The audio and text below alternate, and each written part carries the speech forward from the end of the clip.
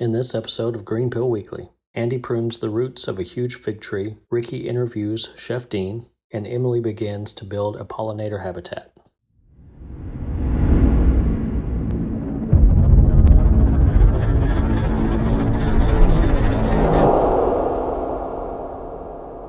Today, we're going to prune the roots on one of our mature fig trees.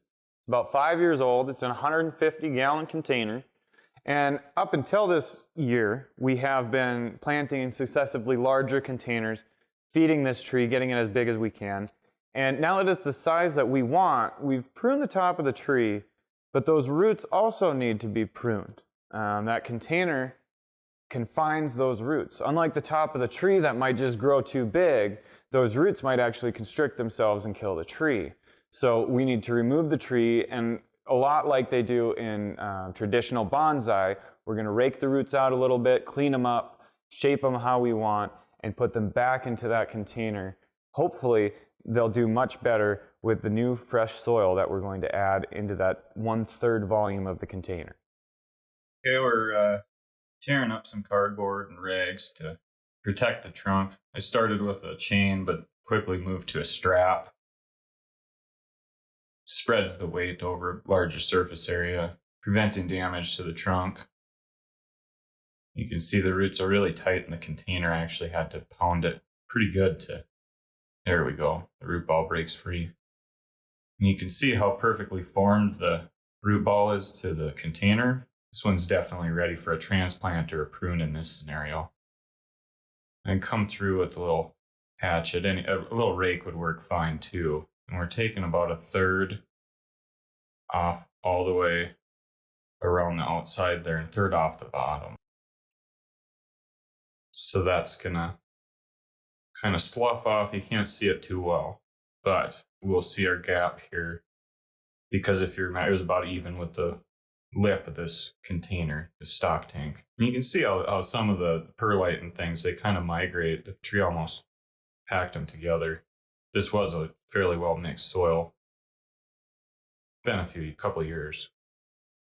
So then you come through and rake them all out, prune them evenly, kind of, like the top of a tree. I added more drainage holes. This tree had a little stagnant water in the bottom. Now the next step before you put it back in is to put the dirt on the bottom. Obviously we can't reach under the tree, and we're going to put the moisture, water the bottom too. That way the moisture doesn't have to travel through the root ball. So we have some moisture when we start. And when we put it back in, it's not all the way down and resting on that soil just yet. I packed the soil around in the seam there. And you can see I'm testing here. How much space do I have? How much space do I have? Until eventually there's not a whole lot of give. And then any final air pockets we take care of with the watering can.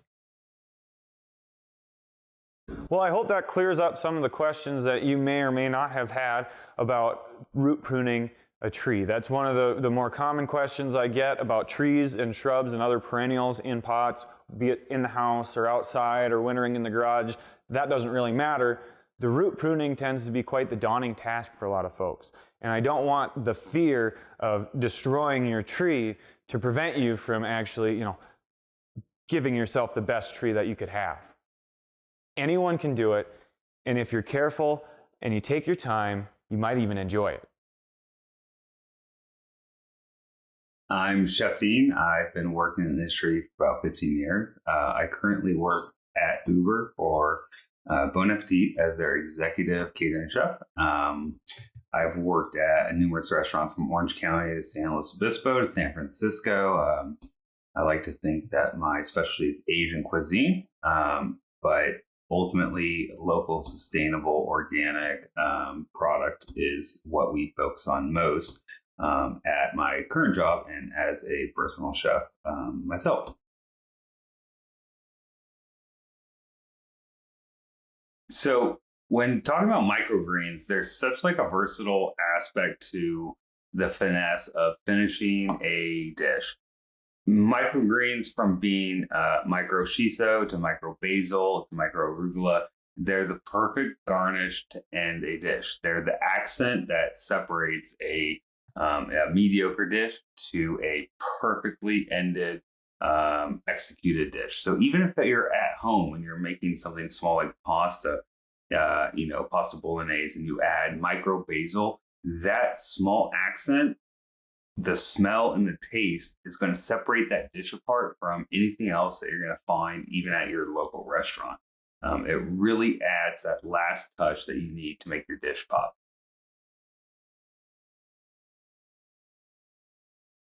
Besides truffles, truffles are one of the best products that are difficult to find in our area.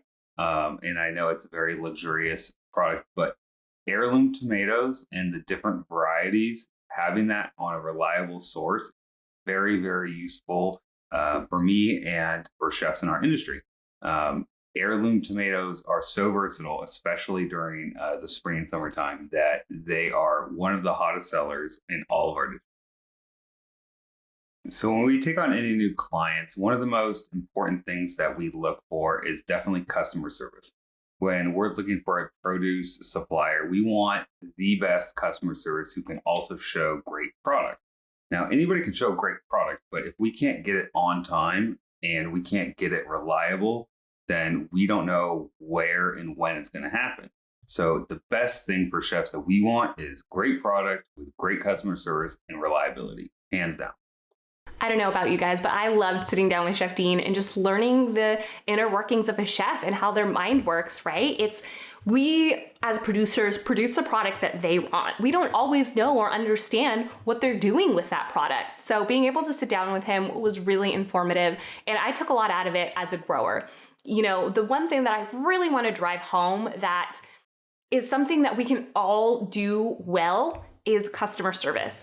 We might not be able to provide them with the specific product that they want, but if the customer service is good, I promise you, if my 10 years of hospitality experience has taught me anything, or my 10 years of sales experience, if either of those things have taught me anything before I moved into agriculture, is service is key. Even if you maybe under-deliver or you produce something or provide something that wasn't really their expectation, if you have a good relationship with, it doesn't matter, your vendor, your clients, whoever it is, if you really strive to provide good service, on the off chance that maybe you didn't meet their expectations, those clients are so much more apt to just tell you and be honest and be considerate rather than get on Yelp and shout it from the rooftops and say, hey, Farmer Rikki sucks. So customer service is key. So I hope you guys learned something from this video, and we'll see you next time.